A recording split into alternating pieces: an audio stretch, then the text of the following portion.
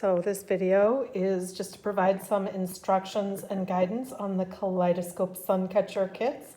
We'll have a hook up here when these are fired. You do need to tell us which way your piece goes and how you want it fired.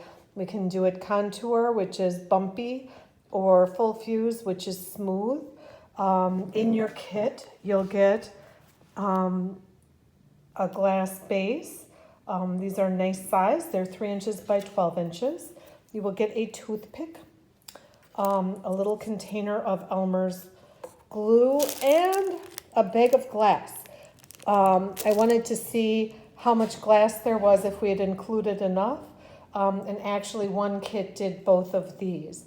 So you can kind of get a feel for what the general color mix will be. We really had everything in the rainbow plus some natural colors, so people could, play with this and have a lot of artistic license.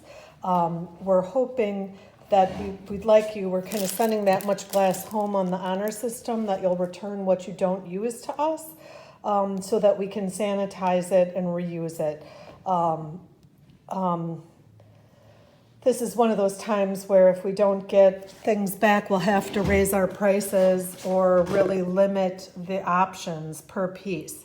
If you've been to our studio before, you know that we usually use hairspray, but they each need a separate container, and again, just providing so many different materials really adds to the cost.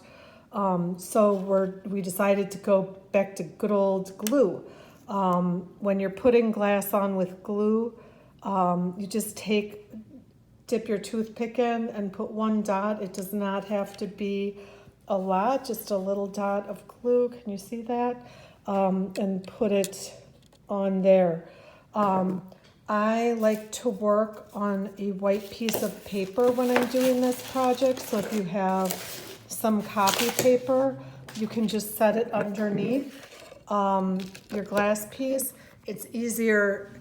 In person, it's really clear that this is a beautiful, rich green. On the camera, it's looking a little dark. But the translucents have a tendency to look, some of the darker translucents look almost black until you see light through them or the paper brightens it up. If you're doing longer pieces, you might put a dot at both ends, but again, just a little dot. You do not need a lot. What happens if you use too much glue is that, first of all, you can see it sliding because it's not laying totally flat. Here I've got it on top of the other piece. Let's move that to a level surface. But also when the pieces start to melt, that glue melts first and your pieces might slide. So honestly, even the amount of glue, let's see if we can get this,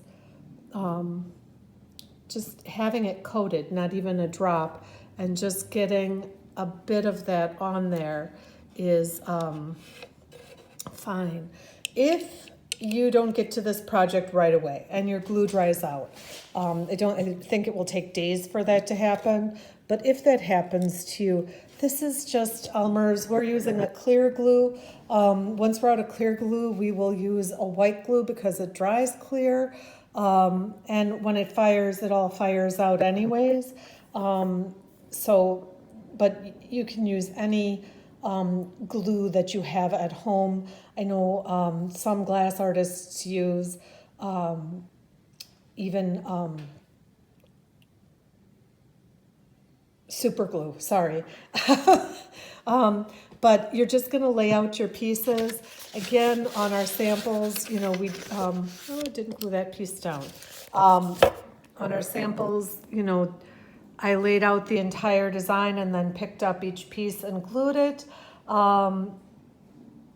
So if you're doing these for kids, I'll say, great, it'll take them longer to do it. If you're doing it for adults, I'm sorry for the frustration, but this is the best way we can think of to send glass home. So these turn out to be beautiful. What you'll do is bring them back to the studio with any leftover glass. We'll fire your projects and they should be ready right now I don't even want to give time frames.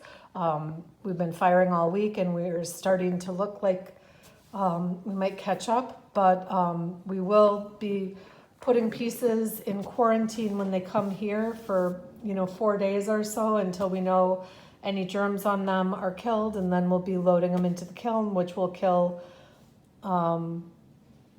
even more if there's anything on them still, and of course completely sanitize them, and then we'll call you when they're ready for pickup. I think that's it. Thanks, guys.